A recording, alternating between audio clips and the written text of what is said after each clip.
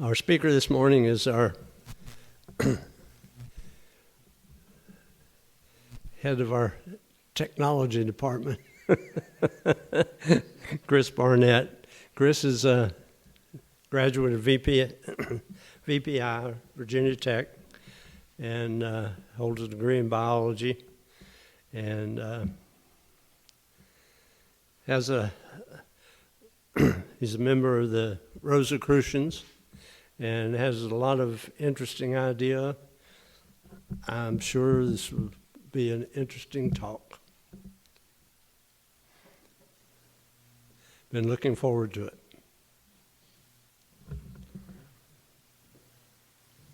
Thank you, Bill. Let's do a little height adjustment here. Okay, thanks a whole lot, Bill. I'm a department of one for the technology department. Well, good morning, everyone. Namaste. And thank you all very much for the opportunity to talk to you today. Today, we're going to go a little bit outside the box, so to speak. Today, we're going to talk about cosmic consciousness.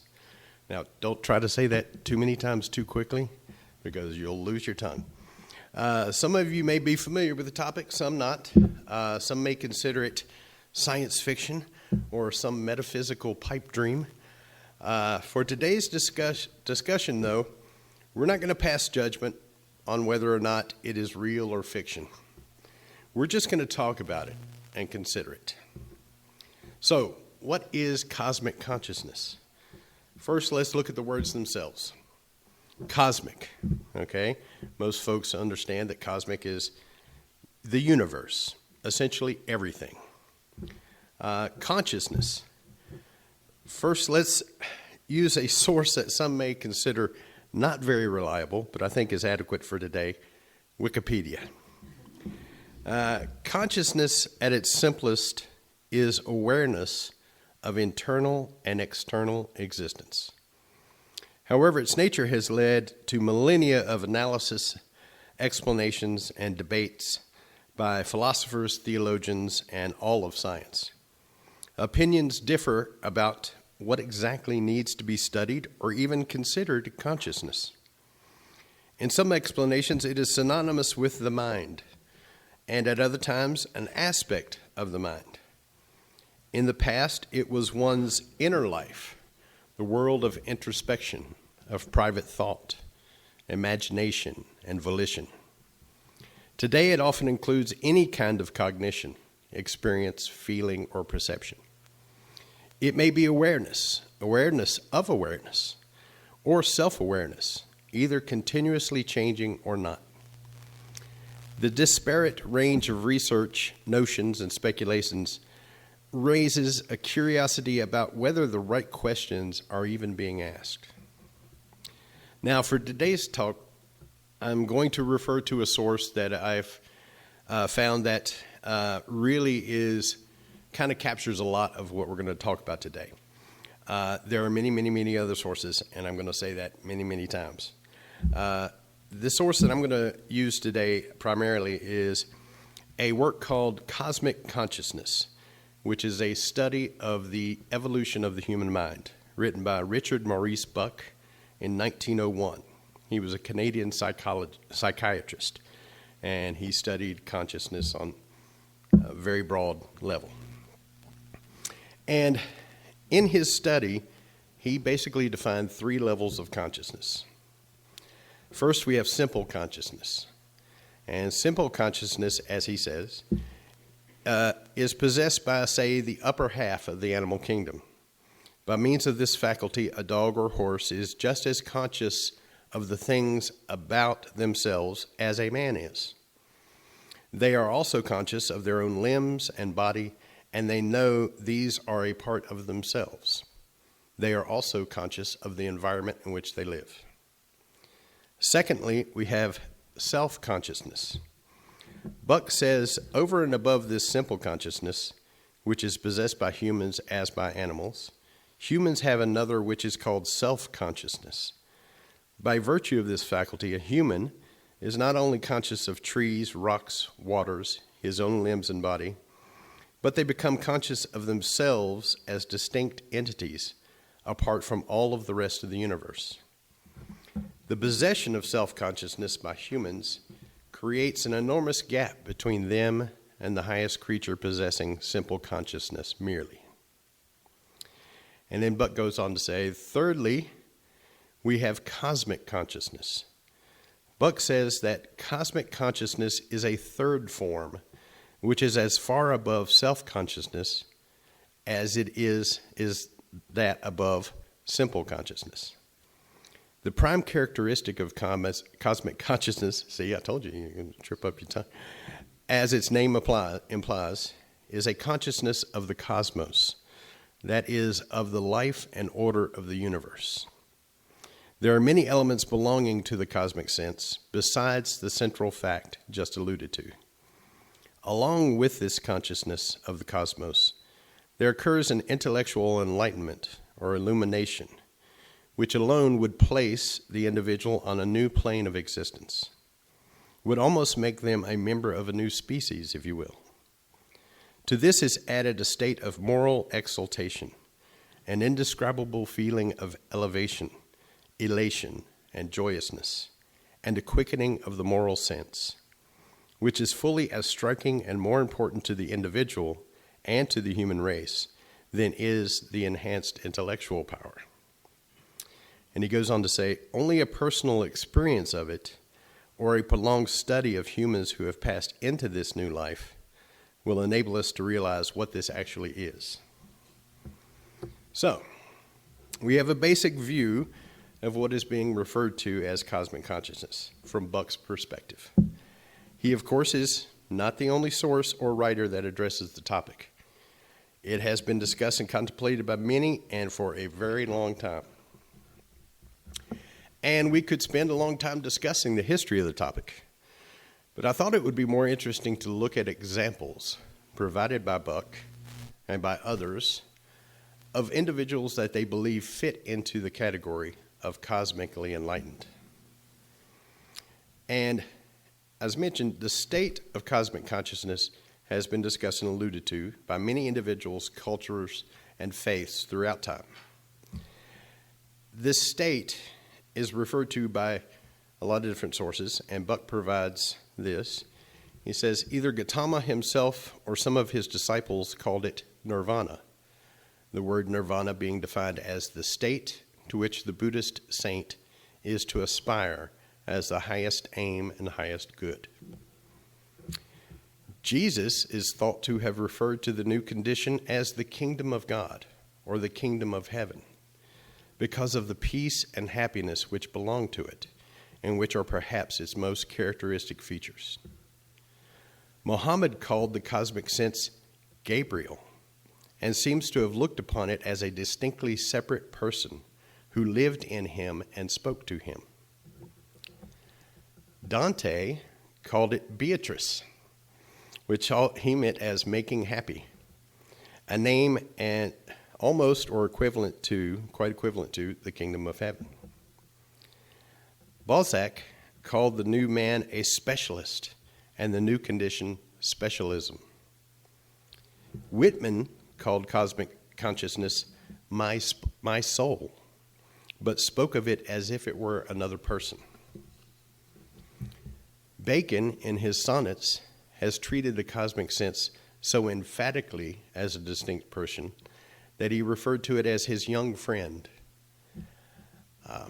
Many scholars have pointed to some of the most well-known religious and or famous examples of individuals who have reached this level of consciousness, like Jesus, also known as Yeshua, Gautama, Muhammad, Paul, Plotinus, Dante, Las Casas, John Yepes, Francis Bacon, Jacob Behmen, William Blake, Balzac, and Walt Whitman.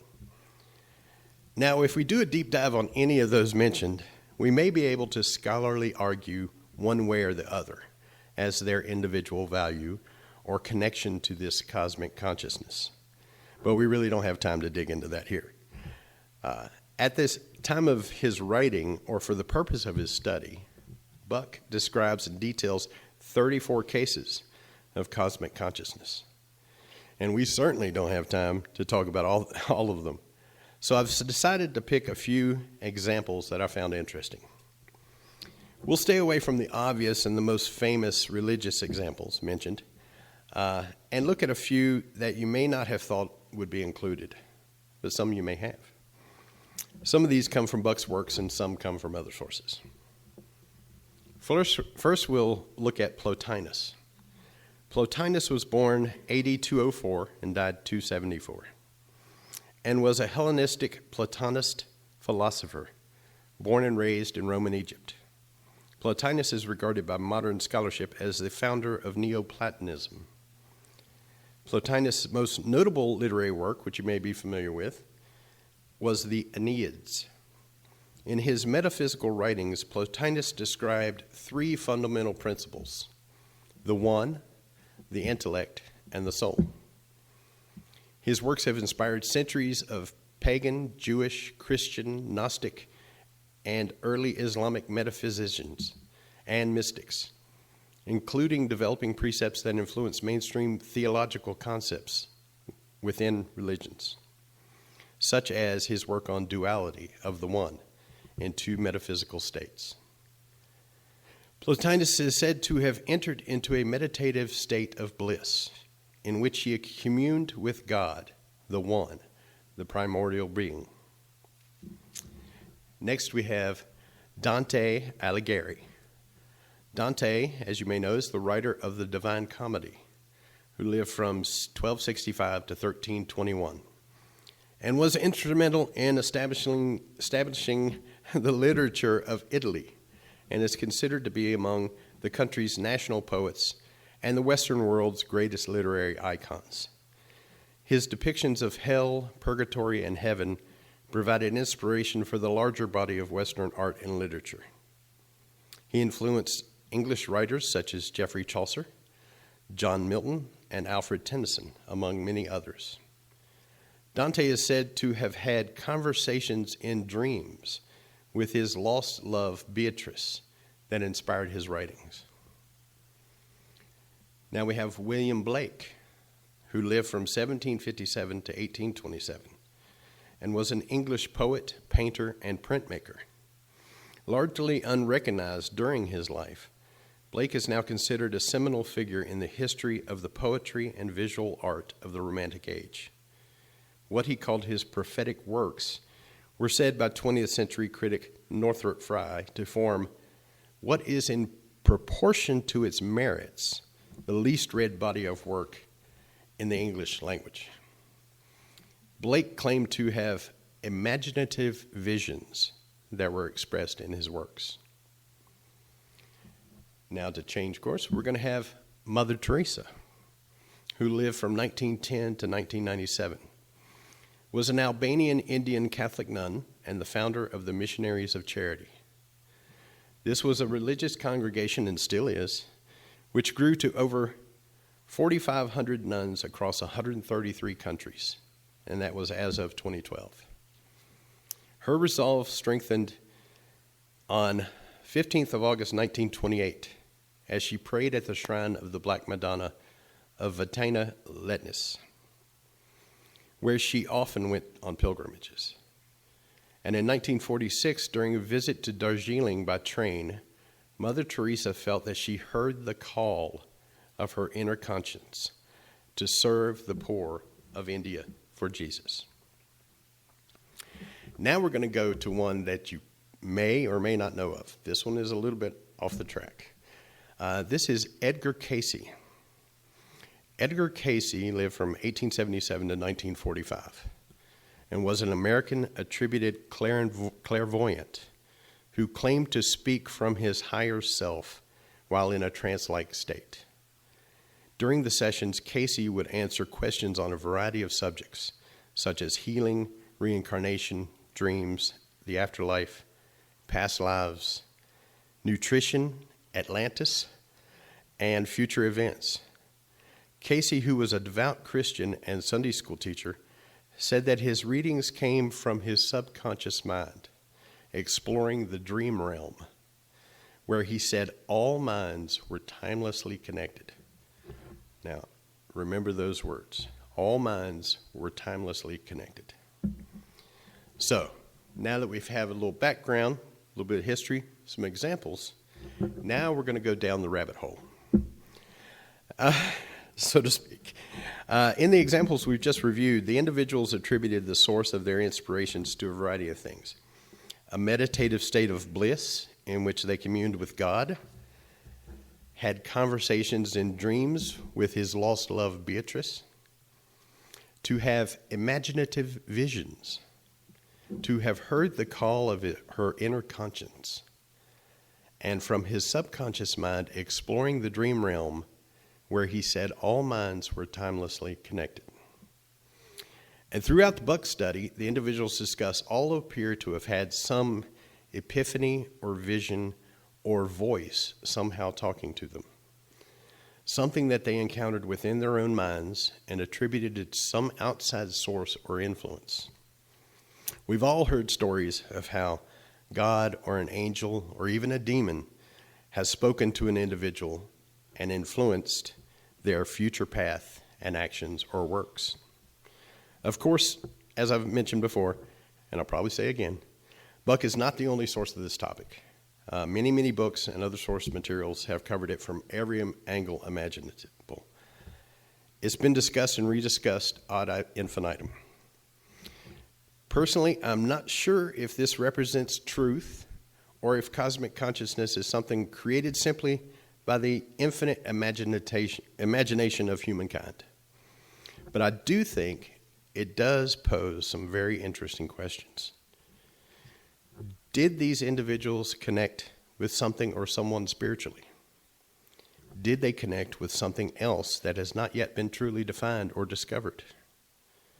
Did they, in fact, connect with a superior being or God?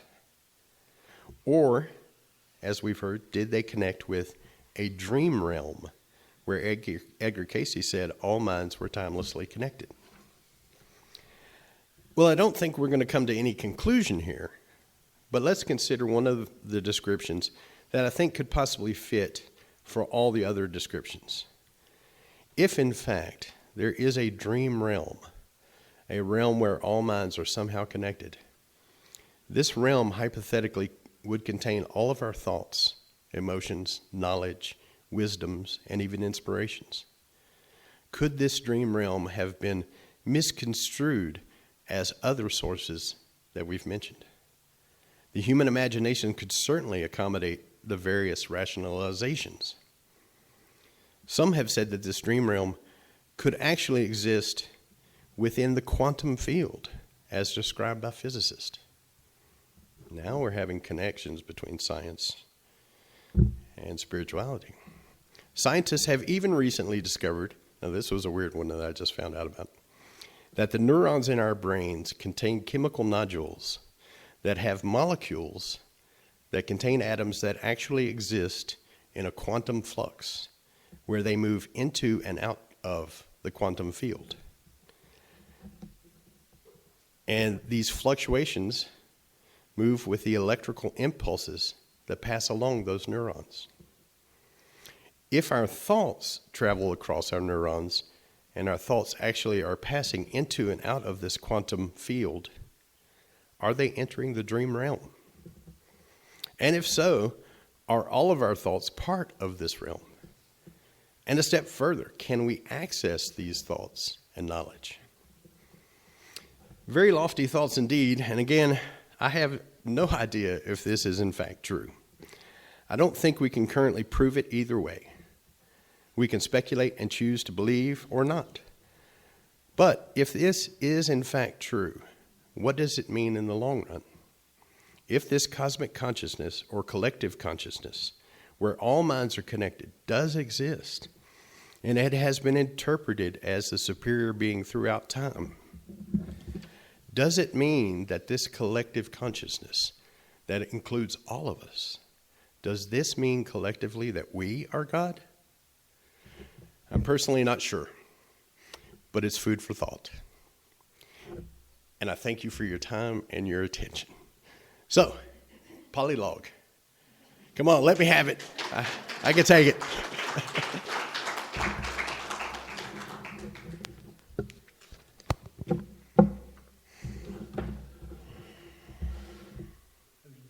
Did you consider Carl Jung's